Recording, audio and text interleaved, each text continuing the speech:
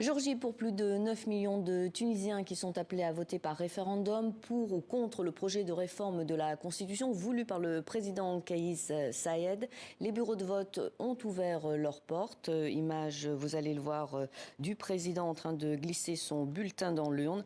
Un projet très décrié qui renforce les pouvoirs du président. Les plus grands partis d'opposition, notamment le mouvement d'inspiration islamiste Ennahda, ont appelé au boycott du scrutin. Et pour mieux comprendre les enjeux de ce scrutin, nous recevons aujourd'hui Nadia Chaban, ancienne députée de l'Assemblée constituante tunisienne et membre du bureau politique El Massar.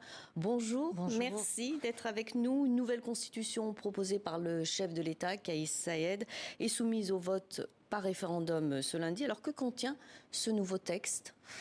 Ce nouveau texte, il est surtout un recul réel par rapport à ce qu'on a connu jusque-là. Absence d'état civil dans le texte, une référence aux finalités de l'islam qui serait dans les prérogatives de l'État. Et là, c'est la menace de la charia, c'est tout simplement ça. Absence de contre-pouvoir, il n'y a plus aucune instance indépendante qui puisse limiter un peu les...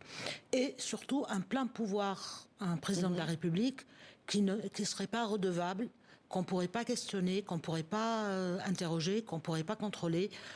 Il dispose de tous les pouvoirs, à savoir le législatif, mais également l'exécutif.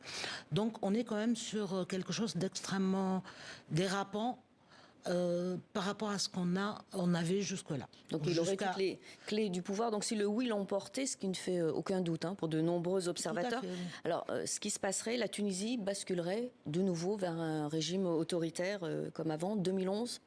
Ça veut dire qu'on va renouer avec quelque chose d'extrêmement vertical et autoritaire et c'est franchement un recul. Ce n'est pas une avancée en soi.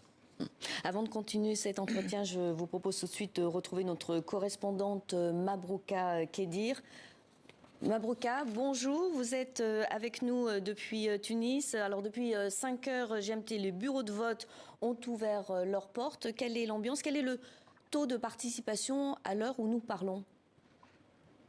Alors, bonjour à vous tous. En fait, je suis dans un des plus grands bureaux de vote ici à Tunis, la capitale, à la rue de Marseille. Depuis 6 heures du matin, horaire tunisien, les Tunisiens ont commencé à voter. Ici, le taux de participation a atteint presque 8% depuis le matin jusqu'à maintenant 13 heures de l'après-midi. Il y avait des Tunisiens, plutôt des adultes, des vieux, qui sont venus le matin pour voter.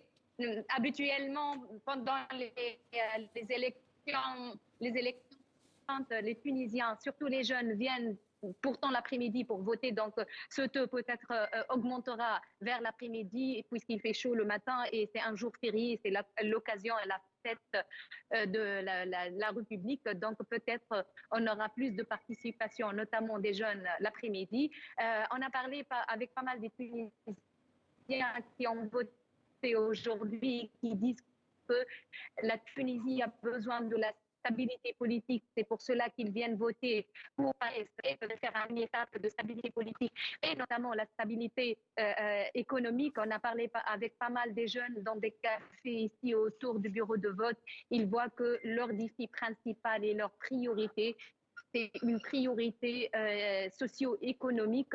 Donc voilà, c'est la situation jusqu'à maintenant. Il y a un taux de participation faible depuis le matin. On a vécu tout au long des dernières années pas mal d'élections et le taux de participation était très élevé le matin. Il y avait le matin aussi la fête, mais pour cette année, pour ce référendum, pour ce scrutin, la situation est vraiment très crue.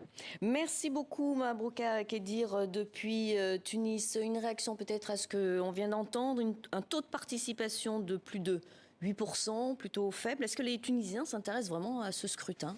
Il y a une très grande majorité de Tunisiens qui ne se sentent pas concernés.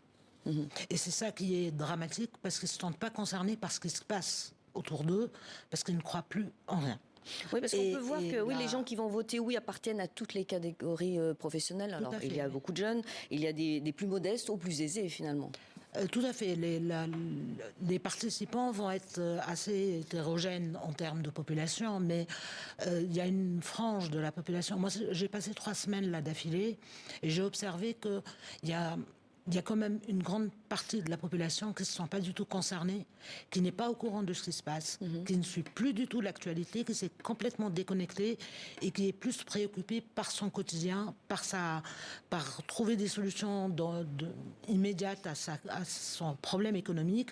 Et cette priorité-là, jusqu'à maintenant, n'a pas été prise en compte. Et on est quand même à 4 millions de Tunisiens qui sont en dessous du seuil de pauvreté aujourd'hui. Donc cela ne va pas résoudre, si le will l'emporter, la crise économique que traverse le pays. Déjà, c'était un faux problème, la question de la Constitution, parce qu'on avait un besoin d'aller plutôt vers une réforme du code électoral pour aller vers des élections anticipées. S'engager dans ce processus n'était pas du tout... on sait très bien que ce n'est pas ce processus qui va régler le problème économique, ni qui va faire avancer les questions d'entente dans la société. Bien au contraire. Je veux dire, on est en train de reporter les vrais problèmes. Merci beaucoup pour cet entretien, Nadia Chaban. Je rappelle que vous êtes ancienne députée de l'Assemblée constituante tunisienne et membre du bureau politique El Massar. Merci infiniment pour cet entretien.